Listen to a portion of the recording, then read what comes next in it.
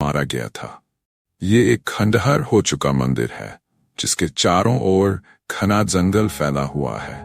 मंदिर की दीवारों पर अजीबोगरीब चिन्ह बने हैं और जगह जगह दरारें पड़ी हुई हैं। चारों ओर घना कोहरा छाया हुआ है और हवा में अजीब ठंडक है। जैसे ही राघव और भैरव मंदिर के भीतर कदम रखते हैं, उन्हें एक अजीब सी गंध महसूस होती है, जैसे कुछ सड़ा हुआ हो।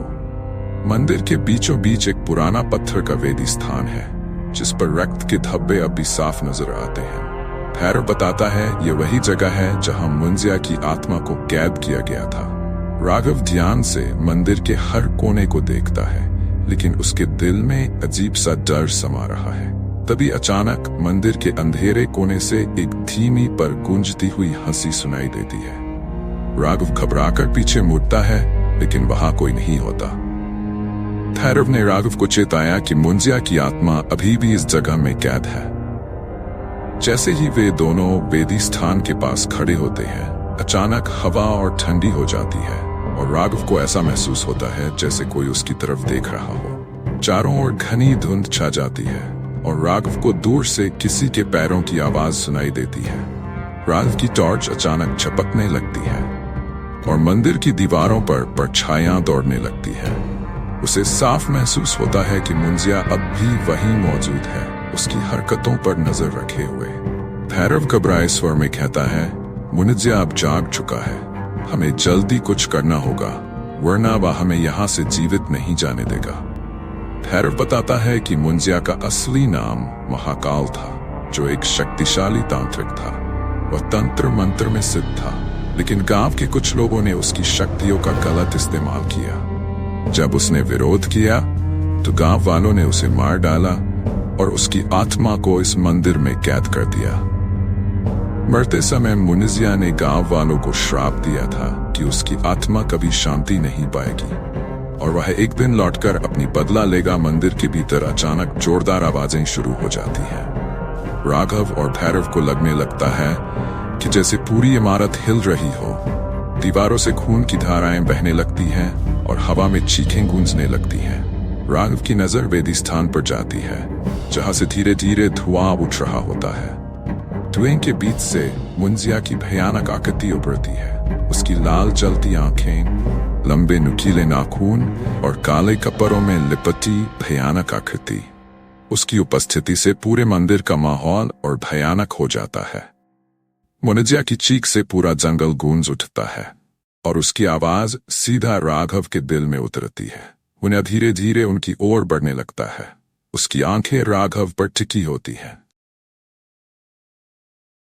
मुंजिया जैसे ही राघव की ओर बढ़ता है, भैरव अचानक उसके सामने आ जाता है और मंत्रों का जाप करने लगता है। वह मुंजिया को रोकने की कोशिश करता है, लेकिन मुंजिया अब पहले से भी ज्यादा शक्तिशाली हो चुका है।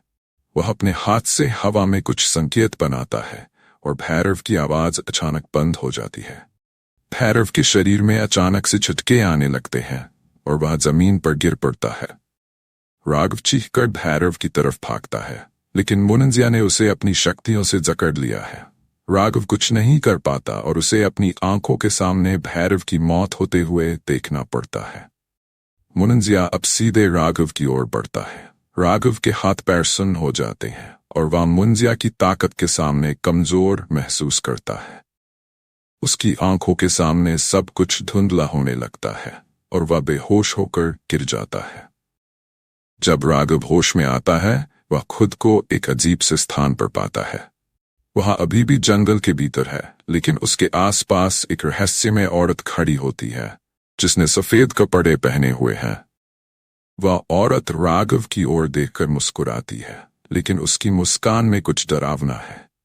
राघव घबराकर पीछे हटता है और उससे पूछता है, तुम कौन हो?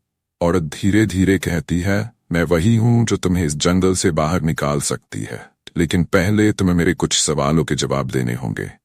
राघव को कुछ समझ नहीं आता, लेकिन वह जानता है कि अगर वह यहां से निकलना चाहता है तो उसे इस औरत के साथ जाना होगा।